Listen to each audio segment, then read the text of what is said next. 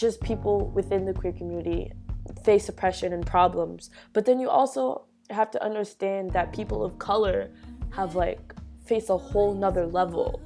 A lot of people feel unsafe for the police to come through because they've had very negative interactions with these folks. So you're in a sense excluding folks who want to come to Pride who are actually queer and identified individuals.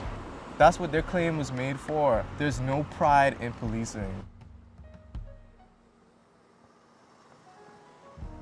So there was a mural that was unveiled like right after the Orlando shooting that occurred. And this mural was pretty much just to show like police and LGBTQ solidarity. Who really sat down and was like, yeah, we're definitely going to put this up. This is definitely going to bridge the gap between the police community and the queer community. It has like this hand of a person of color, kind of hairy, a zipper that was going down. It was very intrusive, and a piece of glass that said enough is enough, and I think it suggested police. And then on the bottom of it, as it said, like transitioning between the zipper, it also had a bar of soap. Like it seemed like the police intervention was gonna come through and like kind of wash away like something. Like all of that imagery was just very hurtful. Like even me as a cisgendered heterosexual male, I thought that was fucked up. You look at it from the outside, it's like, oh my God, Pride is perfect. Everyone's celebrating who they are as people and all this stuff.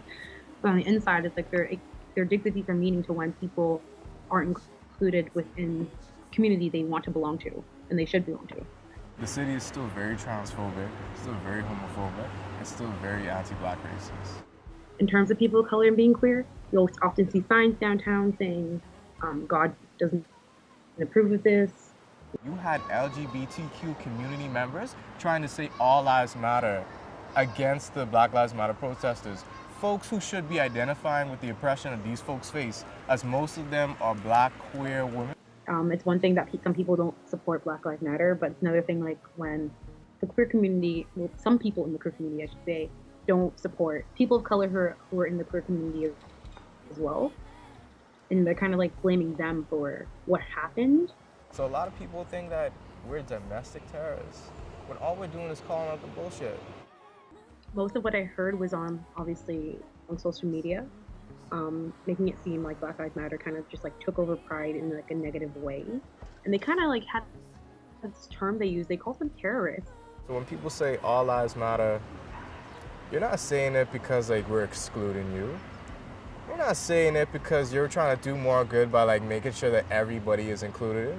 And even if you said all lives matter, we don't see you on the forefront of any movement or organization standing up for people's rights and their right to equality. We're not moving! If you're just going to assume that all gay people are white people, that's where the inclusivity of people of color come in. There are people of color who are within the queer community, and those things mingle with each other, right? It's interesting because you can't say like, oh, are you for women's rights or are you for Black Lives Matter? That's like, if I'm a Black woman, what does that mean? To them, there's only black and white. There's no gray area. And that's where intersectionality comes in. It controls that gray area to let you see that there are deeper issues within this community that are happening. As far as I've known, all they've asked for is accountability, representation, and access.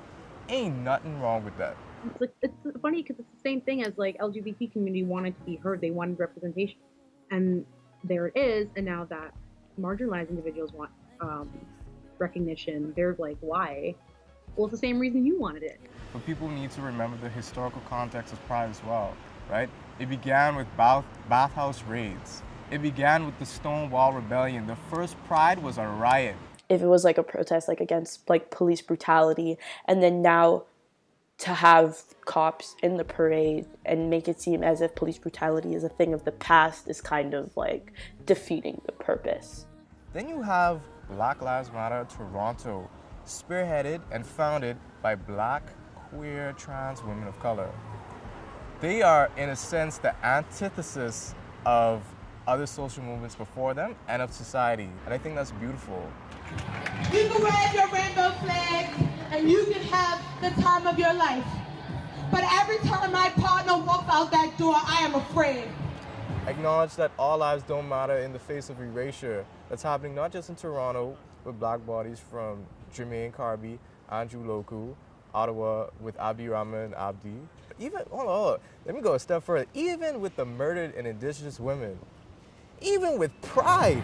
Every time one of my teammates passes the bus, I am afraid.